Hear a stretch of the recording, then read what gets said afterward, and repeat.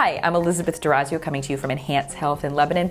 And if we're in the Upper Valley, we have to stop by and check in with our friends at the Upper Valley Haven. I'm joined by Laura Gillespie, the Director of Development there, and she's got a great spring fundraiser.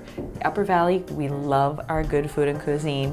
And if we like that and we want to benefit a good cause, we got to hear what she's got in store for us. Thank you for joining us, Laura. It's great to be here, and I'm here to talk to you about Chefs of the Valley, a wonderful, huge event at the Hanover Inn at the end of April. And there are 20 plus of the Upper Valley's finest dining restaurants that are participating and will bring their chefs and their staff to serve delicious food and wine and beer to the guests of the event. And these tickets sell fast. They do. They sell out every year. And we have to get them on the Haven website. If you go to the Haven website and click on the events tab, you can go right to the registration page there. This event last year was a screaming success. And I know people that took too long to get their tickets, and then other friends went and they were raving about the experience. They said, I never imagined getting a ticket and going to Chefs of the Valley was going to be that amazing, and they loved it. Well, I think each of the restaurants, each chef tried to bring their most favorite or signature dish. There's all kinds of savory dishes, desserts, and then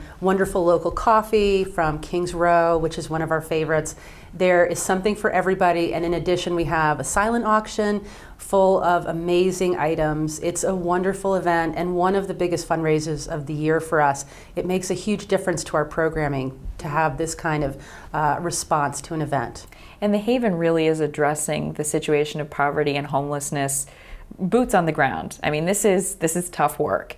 And the problem with the Upper Valley is there's such a disparity in the cost of housing and even employment structures, where there really is a portion of the population that's struggling to get out of poverty. And that's where you come in. The Haven isn't just a place, they keep getting food and they keep getting, their benefits there. No. You're like nudging that person. What are your talents? How can we get you into a home? You're a path out of poverty. Right. We're trying to be a way that people can make a transformation in their lives for the better. In 2016, more than 14,000 people sought assistance from us. So whether that was shelter, food, through our children's programming, or even coming in to say, I'm about to be evicted, can you help me? And so one of our jobs is to keep people from becoming homeless. So we have service providers who are working constantly, day in and day out, trying to help some of the most vulnerable people in our community to avoid a crisis situation. And for those of us who may not be able to make it that night, there are great ways we actually can help the Haven year-round. After the holidays and Christmas, people tend to forget, wait a minute, you guys have the need year-round. Right. So what are some ways we can help throughout the year? So we really appreciate it when people put some extra groceries in on their weekly shopping trip and drop them off for our food shelf. You can do a food drive at work. You can make a donation online. There are ways you can become a volunteer. There are many ways to be involved in the Haven and support the work we're doing every day in the community.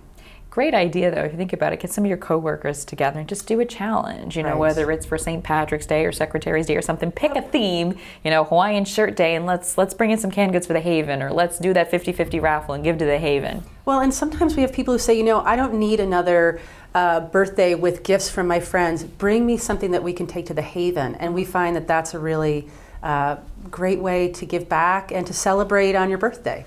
And on one hand, when you said you helped 14,000 people, I was both really energized and happy that you reached me. At the same time, I was like, that's too many. It is too many. It is too many. And unfortunately, the number is increasing. It increases every year. And that's a whole nother conversation we could have about why. But in the meantime, the Haven is trying to be there for anyone who's struggling, so you feel like you have hope and possibility. So, Chefs of the Valley, make sure you grab tickets if there are any left. Yes. And if you can't go, but you still want to help, there's some great food items on the bottom of the screen that people can contribute to the Haven. And at any time, volunteer your time or your treasure to help bring the Upper Valley's families out of poverty.